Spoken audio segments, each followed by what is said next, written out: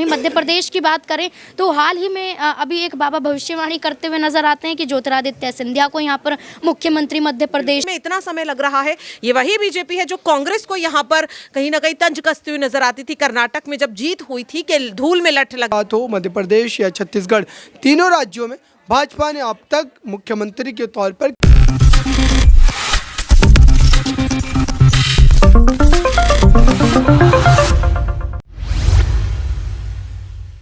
5 राज्यों में विधानसभा चुनाव में चुनाव संपन्न हो चुके हैं। 3 दिसंबर को तमाम राज्यों के चुनावों के नतीजे सामने आ चुके हैं। इन 5 राज्यों के चुनाव में भारतीय जनता पार्टी को हिंदी पट्टी के 3 बड़े राज्य राजस्थान, मध्य प्रदेश और छत्तीसगढ़ में प्रचंड जीत के साथ बहुमत मिला है। लेकिन एक हफ्ता गुजर जाने के बाद भी मुख्यमंत्री के चेहरे का ऐलान क्यों नहीं किया गया है? क्या आलाकमान दबाव में है? क्या आलाकमान को इन तीनों राज्यों में पार्टी के नेताओं से बगावत का खतरा नज़र आ रहा है? क्या आलाकमान के जो नेता हैं वो अभी मुख्यमंत्री चेहरा जो है क्यों नहीं घोषित कर पा रहे हैं? क्यों किसी एक चेहरे पर विश्वास नहीं जताया जा रहा है? ये तमाम वो सवाल हैं जिन्होंने जन्म ले लिया है 3 दिसंबर के बाद जिस प्रकार से चुनावी नतीजे सामने आए हैं उस पर। नमस्कार, आप देख रहे हैं नेक्स्ट 9 न्यूज़ का स्पेशल प्रोग्राम 2024 का महासंग्राम और मैं हूं आपके साथ दिनेश कुमार। जिस प्रकार से लगातार 3 राज्यों में मुख्यमंत्री के चेहरों का ऐलान करने के लिए राजनीतिक घटनाक्रम उतार चढ़ाव ले रहा है, उसी आधार पर अब हरियाणा के मुख्यमंत्री मनोहर लाल खट्टर को भेजा गया है मध्य प्रदेश पर्यवेक्षक के रूप में बनाकर। वहीं राजस्थान में रक्षा मंत्री राजनाथ सिंह होंगे। इनके अलावा जनजातीय आदिवासी मामलों के मंत्री अर्जुन मुंडे को छत्तीसगढ़ की जिम्मेदारी दी गई है और उनको कहा गया है कि आप इन राज्यों का दौरा करिए और जीते हुए विधायकों से मीटिंग करने के बाद रिपोर्ट सौंपिए कि किसको वहाँ पर सीएम के चेहरे के रूप में सामने लाया जाए। इन तमाम सवालों पर हम न्यूज़ रूम में मौजूद हैं और अपने तमाम सहयोगियों से जानने की कोशिश करेंगे कि आखिर अब तक बीजेपी आलाकमान कहीं ना कहीं क्यों वो चेहरा निर्धारित नहीं कर पा रही है, जिसके लिए वो लगातार पशोपेश की स्थिति में नजर आ रहे हैं। आपको बता दें कि इतनी बड़ी, विश्व की सबसे बड़ी पार्टी होने का दावा करने वाली बीजेपी के आलाकमान के नेताओं को क्या बगावत का डर सता रहा है? और इस वक्त मेरी मौजूदगी न्यूज़ रूम में है। न्यूज़ रूम में मेरे सहयोगी नाजमीन मेरे साथ है। नाजमीन, क्या 3 राज्यों में जो पर्यवेक्षक बनाए गए हैं उनके तमाम जो चेहरे हैं उनका ऐलान अभी मुख्यमंत्री का नहीं किया गया? क्या बगावत का डर सता रहा आलाकमान को? देखिए, मुख्यमंत्री के चेहरे के ऐलान की बात करें तो बगावत तो सीधे सीधे तौर पर तब देखी जाएगी जब यहाँ पर ऐलान कर दिया जाएगा। जैसे कि राजस्थान की बात करें तो अभी वसुंधरा राजे, बाबा बालकनाथ, दिया कुमारी और यहाँ पर कई और नाम निकलकर सामने आ रहे हैं। और नामों की चर्चा की जाए तो यहाँ पर वसुंधरा राजे को लेकर ये कहा जा रहा है कि अगर उन्हें मुख्यमंत्री नहीं बनाया गया है, नहीं बनाया जाएगा तो यहाँ पर कहीं ना कहीं वो भारतीय जनता पार्टी से बगावत कर सकती हैं, अपने विधायकों के साथ यहाँ पर भारतीय जनता पार्टी को छोड़ सकती हैं। ये सारी खबरें यहाँ पर सामने आ रही, सारी बातें सामने आ रही। वहीं मध्य प्रदेश की बात करें तो हाल ही में अभी एक बाबा भविष्यवाणी करते हुए नजर आते हैं कि ज्योतिरादित्य सिंधिया को यहाँ पर मुख्यमंत्री मध्य प्रदेश में होना चाहिए, जबकि शिवराज सिंह चौहान अपने आप को कहीं ना कहीं मुख्यमंत्री मान बैठे हैं, क्योंकि उनका मानना है कि मैं मुख्यमंत्री था और अब भी मैं मुख्यमंत्री ही रहूंगा। वहीं छत्तीसगढ़ की बात करें तो यहाँ पर महिला आदिवासी मुख्यमंत्री की बात की जाती है और इन तमाम मुख्यमंत्रियों के चेहरे पर अभी भारतीय जनता पार्टी कोई भी ऐलान नहीं कर पाई है। और इसी बीच में पर्यवेक्षक उतार दिए जाते हैं, यहाँ पर तमाम राज्यों में भेज दिए जाते हैं ताकि निगरानी रखी जाए, ताकि यहाँ पर देखा जा सके कि क्या कुछ घटनाक्रम चल रहा है। और इसी बीच में यहाँ पर एक और ऐलान हो जाता है कि बस 1 दिन का समय बचा है, अब सीएम का ऐलान भारतीय जनता पार्टी करती हुई नजर आएगी। लेकिन सवाल वही है कि आखिरकार कब तक?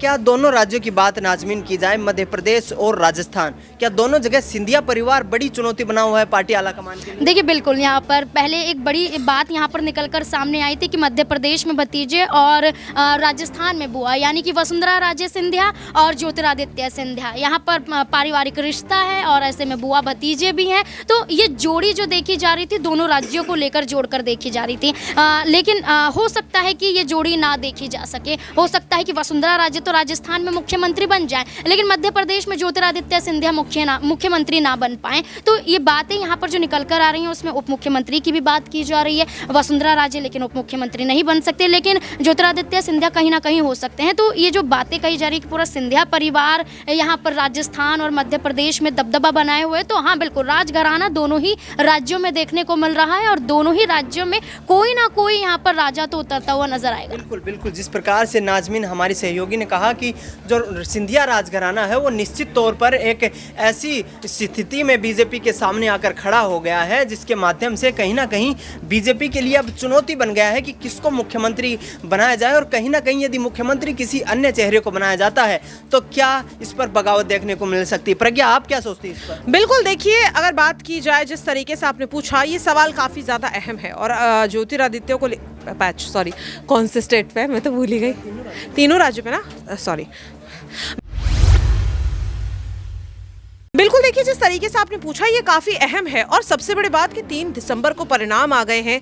आज अगर देखा जाए तो 9 दिसंबर हो चुकी है, यानी कि लगभग आपको 6 दिन लग चुके हैं और अभी भी फैसला नहीं लिया जा रहा है और अब पर्यवेक्षकों को जिम्मेदारी सौंपे हुए भी 24 घंटे से ज़्यादा हो गए हैं और वो भी अभी तक इस पूरे मामले पर खामोश है। तो ये जाहिर तौर पर दिखाता है कि बिना किसी रणनीति के भारतीय जनता पार्टी चुनाव जीत तो गई है, लेकिन अब सरकार बनाने में इतना समय लग रहा है। ये वही बीजेपी है जो कांग्रेस को यहाँ पर कहीं ना कहीं तंज कसती हुई नजर आती थी। कर्नाटक में जब जीत हुई थी कि धूल में लठ लगने वाली चीज जो है वो कांग्रेस की जीत है कर्नाटक में, और अब बीजेपी 3 राज्यों में जिस तरीके से इतना समय ले रही है, मुझे ऐसा लग रहा है कि ये कहीं ना कहीं काफी ज्यादा गलत है और अब जल्द से जल्द मुख्यमंत्री का ऐलान कर देना चाहिए, क्योंकि तीनों राज्य पूरी तरह से दिशाहीन है, क्योंकि पुरानी सरकार गिर चुकी है और नई सरकार का गठन नहीं हुआ है। बिल्कुल, जिस प्रकार से कहा गया कि काफ़ी लंबा वक्त गुजर चुका है और सीएम के चेहरे का ऐलान नहीं हो पाया है। मेरे सहयोगी अबरार मेरे साथ हैं। अबरार, क्या ये जो देरी हो रही है इसको इस तरीके से भी डर सता रहा है बीजेपी आलाकमान को कि आगामी 2024 के चुनाव में किसी भी प्रकार के संभावित नुकसान से बचने के लिए बीजेपी इतनी डिले कर रही है? देखिए बिल्कुल ये बात उचित है, क्योंकि भारतीय जनता पार्टी को जो एक बड़ी कामयाबी मिली है, कांग्रेस पार्टी इन राज्यों में पूरी रणनीति के साथ चुनाव में उतरी थी, लेकिन कांग्रेस पार्टी को इस बात का अंदेशा दूर दूर तक नहीं रहा होगा कि इतनी करारी हार भारतीय जनता पार्टी के हाथों उन्हें मिल सकती है। तो मुझे लगता है कि बीजेपी समय लेकर के चेहरों पर विचार जो है कर रही है, ताकि किसी भी तरीके की कोई जल्दबाजी ना हो पाए और जो है स्ट्रेटेजिक तौर पर जो है वोटों में कोई बड़ा फेरबदल 24 के चुनाव में ना देखने को मिले। और यही वजह है कि लगातार इस पर समय लिया जा रहा है, चाहे वो राजस्थान की बात हो, मध्य प्रदेश या छत्तीसगढ़।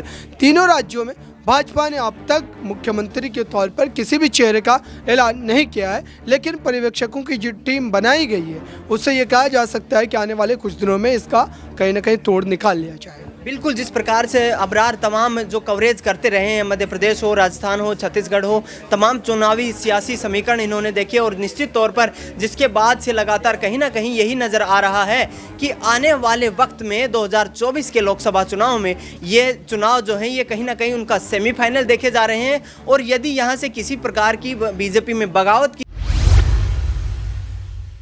खबरें आती हैं या बगावत हो भी पाती है तो ये पार्टी आलाकमान के लिए निश्चित तौर पर निराश कर देने वाला मामला रहेगा। बहरहाल आपको बता दें कि तीनों राज्यों के लिए पर्यवेक्षकों की नियुक्ति की जा चुकी है। ये नियुक्ति जो है ये 11 तारीख को जिस प्रकार से रिपोर्ट सामने आएगी, इन पर्यवेक्षकों की जो रिपोर्ट होगी उसके बाद कहीं ना कहीं हाईकमान ये फैसला करेगा कि तीनों राज्यों में किसको मुख्यमंत्री बनाया जाए और किस प्रकार से अब आगे की 2024 की जो रणनीति है उस पर काम किया जाए, जिसके बाद लगातार बीजेपी अपनी जो तीसरी जो चुनावी हैट्रिक लगाने का तीसरी बार दावा करते नजर आ रही है, उसमें बीजेपी कहीं ना कहीं यहाँ पर संभावित जो संभावनाएं हैं उनकी तलाश में जरूर सामने आ रही है। तो हमारे खास कार्यक्रम में फिलहाल के लिए इतना ही। देश दुनिया की तमाम बड़ी खबरों के लिए आप देखते रहिए नेक्स्ट 9 न्यूज़।